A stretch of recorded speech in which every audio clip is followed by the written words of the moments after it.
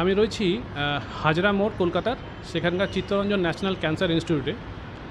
এই ভিডিওটা আমি তার জন্য করছি, যেসব বাবা মা বা প্যারেন্টসরা তার বাচ্চার জন্য, বিশেষ করে ক্যান্সার আক্রান্ত বাচ্চার জন্য হসপিটালের প্রাইভেট হসপিটালে যাওয়াটা তাদের সাধ্যে কুলোয় না, অথচ সরকারি হসপিটালে 2 টাকা টিকিট দিয়ে লম্বা লাইনে দাঁড়িয়ে তার বাচ্চার ট্রিটমেন্ট করানোটাও তাদের পক্ষে ঠিক প্যালেটেবল হয়ে ওঠে না তাদের জন্য। তাদের মাঝামাঝি একটা সলিউশনস আমি এখানে আপনাদেরকে ডিসক্লোজ করব, যেটা হয়তো আমরা অনেকেই জানি না।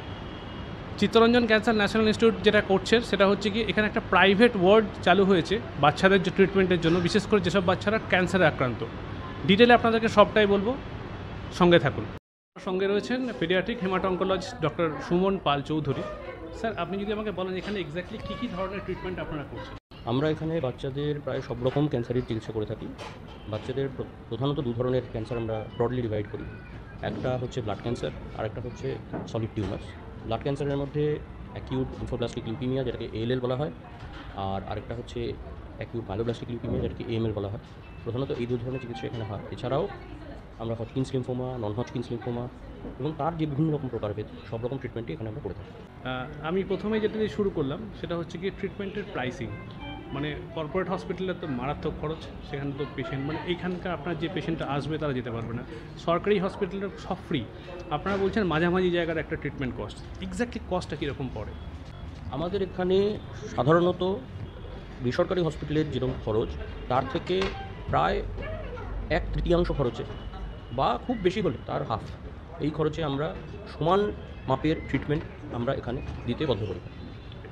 এবং শুধু তাই নয়, তাছাড়া বিভিন্ন ধরনের NGOর সাথেও আমরা যুক্ত আছি, যাদের থেকে প্রচুর ফিনান্সিয়াল সাপোর্টস তার পেশেন্টের বাবা মারা পান, পেশেন্টরা পান।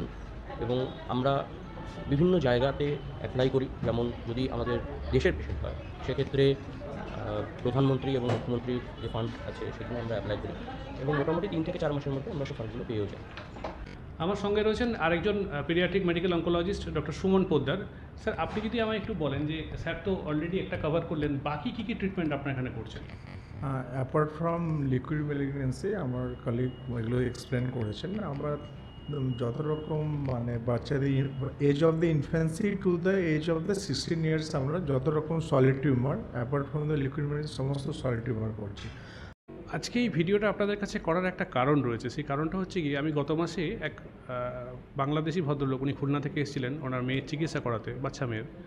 তার সঙ্গে আমি একটা দীর্ঘ আলোচনা করেছিলাম। তিনি আমাকে যেটা বলেছেন সেটার পরে আমার মনে হয়েছে এটা সবার জানা উচিত। তার মেয়ের ব্লাড ক্যান্সার, তিনি গেছিলেন সাউথের একটা হসপিটালে, তাকে প্রায় 20 লক্ষ টাকার এস্টিমেট দেওয়া হয়েছিল। আমি নাম বলছি না একটা হসপিটালের। ভদ্রলোক অপারক, কারণ তারা তো আর্থিক সচ্ছলতা ছিল না। উনি এখান থেকে সেই বাচ্চার ট্রিটমেন্ট করে সুস্থ হয়ে এখন উনি বাড়ি চলে গেছেন, দেশে ফিরে গেছেন। অ্যান্ড বিলিভ মি, ওনার খরচ পড়েছে অলমোস্ট 3.5 থেকে 4 লাখ টাকা। So this is the scale. তো আমার বক্তব্য হচ্ছে এই বেনিফিটটা আমার মনে হয় প্রত্যেকেরই জানা উচিত, যার যার দরকার তার পাওয়া উচিত। তাই এই ভিডিওটা যার মনে হচ্ছে এটা শুনুন এবং লোকের কাছে পৌঁছে দিন, যে কলকাতা শহরে বিশেষ করে যারা একটু পিছিয়ে পড়া মানুষজন, যারা চাইছেন যে তার বাচ্চার best of the best treatment হোক, কিন্তু অর্থের কারণে যেন পিছিয়ে না থাকে, তারা অবশ্যই CNCIতে আসুন এবং দরকার পড়লে প্রাইভেট ওপিডিতে দেখিয়ে খুব ফাস্ট ট্রিটমেন্ট নিন। Thank you.